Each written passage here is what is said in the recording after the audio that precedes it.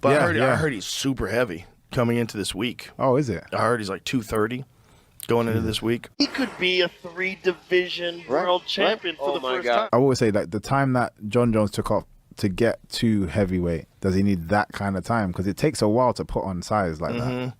Naturally, it takes ages. Listen, I'll give you the hot take of the night. I do not believe Jon Jones returns against Aspinall. I believe Jon Jones returns against Alex Pereira, and I'm standing by that. The Jon Jones fight, to be honest, I'm with Chael on this one because you can see Pereira almost in the thoughts of it already by giving the kudos and the peace to that family. Em respeito a ele, em respeito à família. I had a whole speech prepared tonight. I talked to my team over it, but we got some news recently. Some things happened, so I want to give my respect to Jon Jones and his whole family, and I want to ask everyone here and everyone at home to take a moment of silence for his brother. You know, when you fight somebody, it's a very real, intimate thing. Like, you stay with that person for the rest of your life, whether you like him or not. And I think Pereira has it in his head that he wants to take on Jones. And Jones, I think, might give the shot after a call-out like that for his brother. And I think that could make it really happen. Alex Pereira is the only fight right now that makes sense to my legacy. A guy who's young and, my age and active still and have something worthwhile to me. Doing his thing, Poatan decides to go up, look, he's 38 years old, too. At a certain point in time, he's going to be done with this. Heavyweights can fight a little longer, but, 41, 42. Hey, man, let me tell you something. Fighting in there at 41, it ain't fun. It ain't fun at 41. I'm telling you, I don't care how good you are. You said you're interested in a super fight. Can you elaborate on that? Is it the winner of Tom Aspinall and Ciryl Gane? Or it sounded like maybe before everything happened with Jon Jones in his personal life, you were maybe planning a call out of him. If he puts size on and he gives himself enough time, he's got the skill set, and Aspinall's going to need some fucking challengers. But then fair. Unless Ciryl Gane beats him. For the situation, and I've said this in the back, a lot of people try to create a lot of stuff around this. So, again, please, with all the respect, I was going to ask for Jon Jones in the White House, but with everything that happened, it's not the right time to talk about it. I'm in negotiations with the UFC about this White House thing as well. Let's go!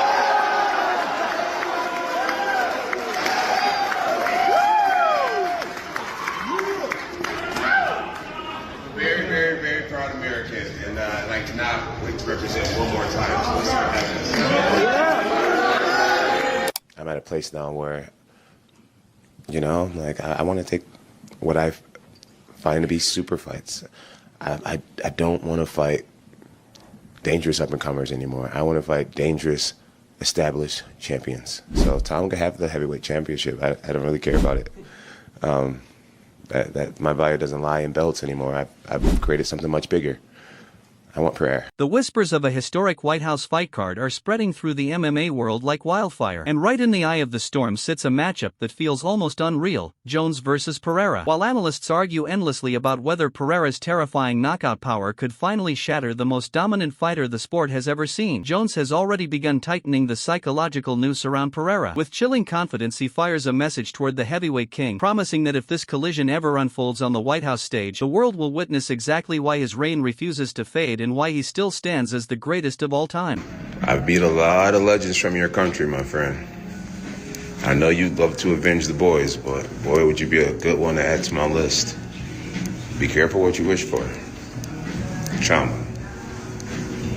As the conversation keeps circling around the explosive possibility of a super fight between Pereira and Jon Jones on a potential White House card, Chael Sonnen is quietly pushing a far more complicated twist to the story. Instead of Pereira charging straight into a legacy-defining clash with Jon Jones, Sonnen believes the path ahead might take a far more dangerous turn. According to him, Pereira could first be forced into a brutal showdown with the division's relentless gun for hire, battling for the heavyweight title itself, a situation that may be tangled up with the uncertainty surrounding Tom Aspinall. From Sonnen's perspective, the logic is simple but ruthless. It's nearly impossible to picture Pereira willingly walking away from a championship he sacrificed everything to capture. For most fighters, a moment like that isn't just another victory, it's the culmination of an entire lifetime of sacrifice, pain, obsession, and relentless pursuit just to reach a summit that very few humans ever even glimpse. Question in the big drama, is it going to be for Tom's belt?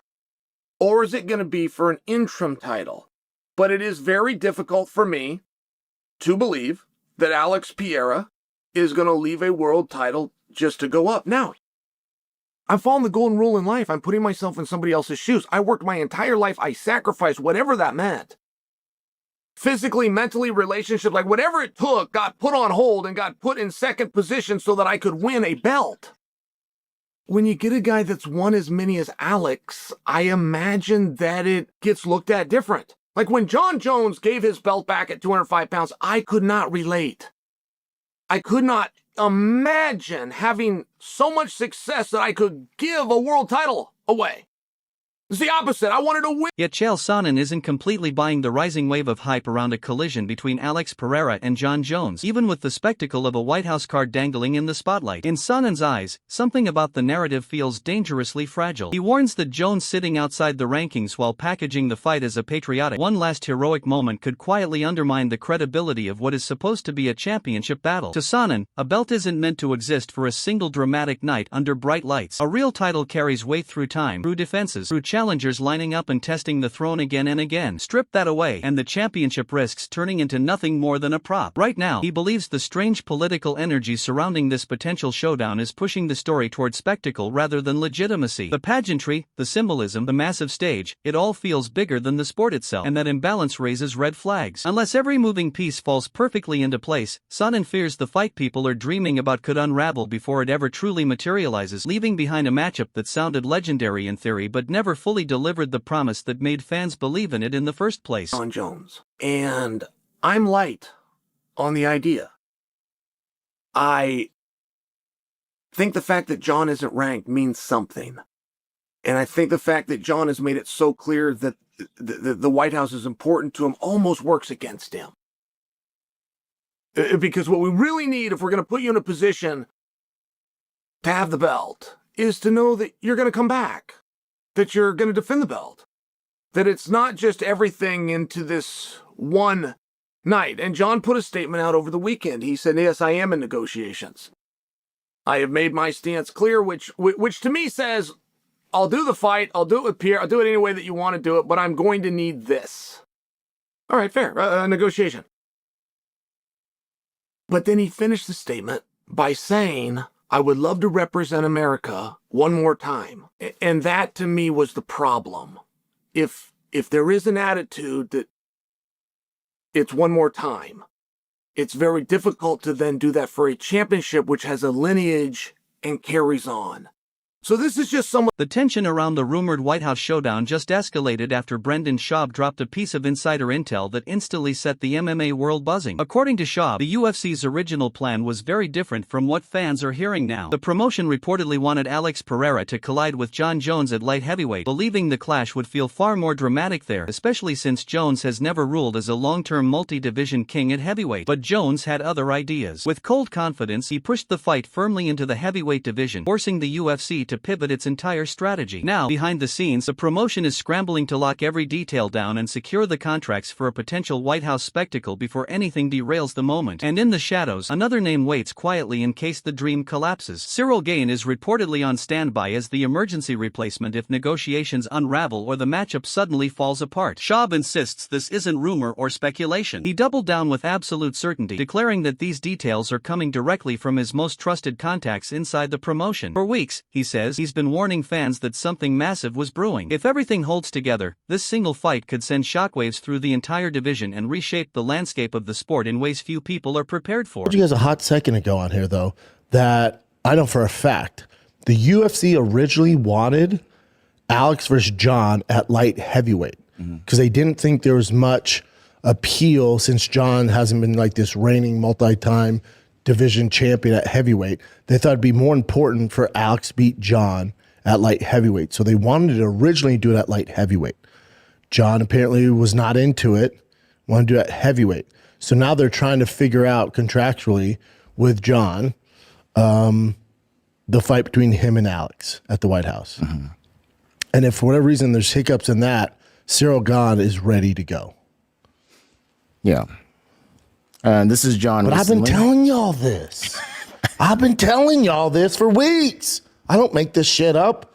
I got the The story surrounding the White House showdown keeps twisting as Brendan Schaub continues pulling back the curtain on the quiet power struggle happening behind closed doors. After already revealing the intense tug-of-war over weight classes and contract terms, he's now painting a far larger and more dramatic picture of what could become one of the most historic fights the sport has ever seen. According to Schaub, the UFC is prepared to go all in financially, throwing everything it has behind the moment to guarantee the fight becomes reality. The reason is simple but enormous. Alex Pereira isn't just chasing another belt, he's chasing history itself. A victory could place him in position to become a triple division champion, a milestone that has never been achieved in the promotion's history, and that possibility alone carries massive intrigue. Pair that with the presence of Jon Jones, a fighter whose legacy already looms over the entire sport, and the stakes suddenly feel enormous. What makes the situation even more intense is the sense that Jones views this as a singular moment, a one-time fight that could define the closing chapter of his career. That combination of legacy, risk, and historic ambition is creating a storm of anticipation, drawing in hardcore fans who understand the stakes and casual viewers who can sense that something unforgettable might be forming just beyond the horizon. Money's an issue.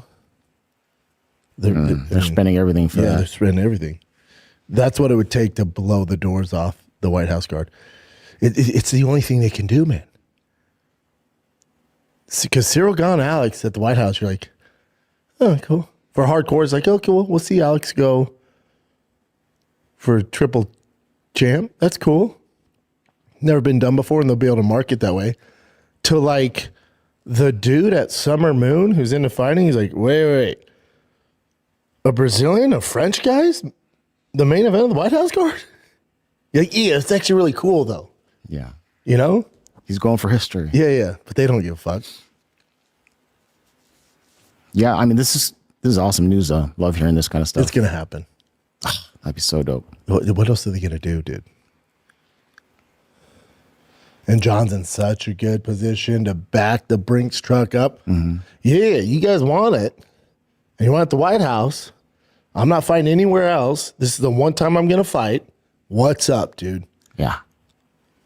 And by him releasing this, saying he's just putting more. As the hype around a potential White House showdown keeps intensifying, Michael Bisping stepped into the conversation and offered a sharp but cautious breakdown of what could happen if Jon Jones finally collides with Alex Pereira. Bisping admits that if he had to lean one way, his instinct points toward Jones, largely because of the terrifying advantage his wrestling could bring the moment the fight touches the canvas. In Bisping's view, a single clean takedown might be all Jones needs to start controlling the fight and slowly dismantling Pereira with the suffocating pressure that has broken so many challengers before him. But he quickly warns that this matchup carries a razor-thin margin for error. If Pereira manages to keep the fight standing, the entire equation changes in a heartbeat. His striking power isn't just dangerous, it's sudden, violent, and capable of erasing even the most dominant fighters with one perfectly timed shot. That reality turns every second of the fight into a loaded moment where the outcome could swing instantly. And if Pereira were somehow to pull it off, the victory would echo far beyond a single night, potentially making him the first fighter in UFC history to capture titles across 3 separate divisions and permanently locking his name into the highest tier of mixed martial arts what legends. a fight that would be. And again, I'll say it, I said it before, I favour Jon Jones in that fight. If Jon Jones takes him down, it's a wrap. But if he can't take him down, then guess what? Alex Pereira might knock out the greatest of all time and go on to become the first ever 3-weight division champion, and then that's it. The conversation's over. He would be the greatest mixed martial artist that ever lived. Yet Din Thomas offered a different angle that quietly shifts the entire narrative, explaining why a clash between Jon Jones and Alex Pereira actually makes perfect sense at 205 pounds. In his view, placing 2 of the UFC's most dangerous and recognizable stars in a light heavyweight collision gives the fight real meaning while avoiding the messy complications surrounding the heavyweight picture, where another title situation is already unfolding between different contenders. Thomas argues that if this battle happens at light heavyweight, the storyline becomes instantly clear and powerful, especially for casual fans who simply want to witness 2 of the most feared fighters on the planet collide. The presence of the belt at 205 would raise the tension even further, turning the fight into more than just spectacle and giving it championship consequences that amplify every moment inside the cage. According to Thomas, the beauty of the matchup lies in its simplicity and its raw star power. The names alone carry enormous weight. Jones versus Pereira isn't just another fight announcement. It sounds like an event, something explosive that demands attention the moment it's spoken out loud. In his eyes, that combination of legacy, danger, and championship stakes could transform the contest into one of the most compelling and unforgettable matchups the sport could possibly create. Fight, but what's it for? When you get those great names like him and Jones, you want it to be for something. So yes, 205-pound fight between him and Jon Jones would be amazing. And it gets rid of the idea that Jones is afraid of Tom Aspinall, right? Because now he's back at 205 where he's always been, and he's fighting the champion there. That makes all the sense in the world. But to have the two of the biggest stars in the UFC fighting at heavyweight, when the heavyweight title fight is being contested between two other guys, the champion and the number 2 contender, it just doesn't make much sense. But to have those guys fight at 205, absolutely. I don't think the title of baddest man on the planet needs to be officially on the line as the heavyweight championship, because I believe a strong number of people in the world, or at least people that watch that are more casual fans, will believe that they're seeing the two baddest men on the planet because they're the two best well-known big men in the world. And that's what ultimately will sell, right? Jones versus Pereira, the names, the champion. Doesn't matter the weight class, but 205 for the belt makes it. Even on the other side of the storm, Yuri Prochaska finally broke his silence about Alex Pereira potentially vacating the title, admitting that the decision didn't surprise him at all. In fact, he described it as the respectful move, the kind of step a warrior takes when climbing into a heavier division instead of holding up an entire weight class behind him. But Prochaska's words quickly shifted from calm understanding to something far more personal and intense. Beneath the respect sits a burning motivation that he made impossible to ignore. He revealed that his focus is locked entirely on the next championship fight, and he wants it to matter. In his mind, only 2 possible opponents truly deserve to stand across from him for the belt, and he didn't hesitate to say it. According to him, the rest of the division simply hasn't earned that moment. He believes he has already fought through enough battles and chaos to reclaim what once belonged to him. For Prochaska, this moment isn't just about a shiny championship sitting on the line. It's about pride, unfinished business, and proving to the world that the throne was never meant to slip from his hands in the first place. Now with the title suddenly vacant and the division thrown into uncertainty, the stage is quietly being set for a brutal showdown that could define the next chapter of his legacy. Okay. Were you surprised that Alex vacated the title? I'm not surprised. I think it's like gentleman thing about when you go up, and he wants to go up, that it's normal to release the title. Were you disappointed? Were you hoping that if you fight for the belt again, it could be against Alex so that you can beat him? Yeah, that's the thing. What I hoped for, and possible opponents for me there were Ulberg or Pereira.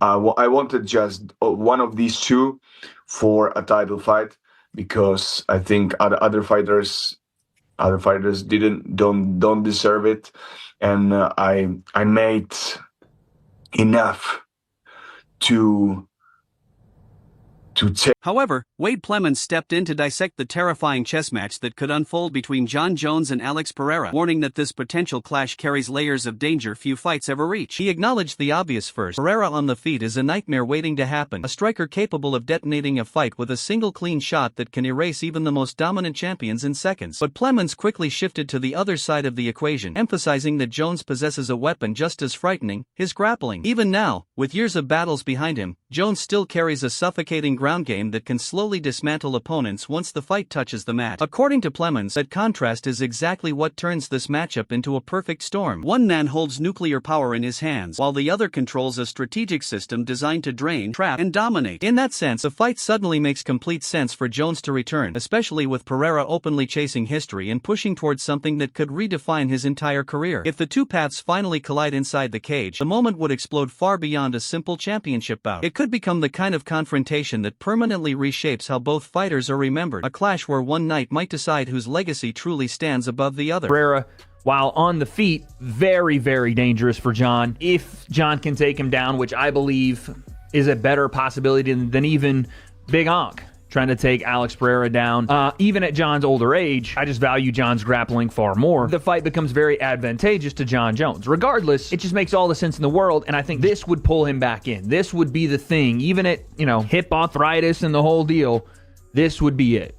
And Pereira wants that. So They've been continuing his analysis. Wade Plemons insisted that if Alex Pereira is ever headlining a White House card, Jon Jones must be the opponent, no substitutes. He acknowledged that while a showdown with Cyril Gane could provide entertainment, it simply wouldn't carry the historical gravitas that a true blockbuster demands. For Plemons, the matchup that makes absolute sense, the one capable of capturing global attention, is Jones versus Pereira, a fight worthy of the stage itself, a collision that could reverberate through MMA history. He stressed that this isn't merely about skill, titles, or belts. It's about delivering a statement, crafting a main event so unforgettable that fans would talk about it for decades. Meanwhile, Ariel Helwani shed light on the ongoing negotiations, revealing that while a 205-pound matchup was once considered, it now seems unlikely. Pereira's eyes are firmly set on heavyweight glory, and Jones has no interest in dropping down. Helwani added that if the dream fight doesn't materialize, the UFC would likely pivot toward an interim title bout with Pereira facing Gane instead. He emphasized Pereira's relentless ambition. He isn't interested in easy victories. Every move is about history, chasing the unprecedented status of a three-division champion and, above all, cementing his legacy by being the first to defeat Jon Jones. With stakes this high and the world watching, the White House showdown could redefine legacies forever.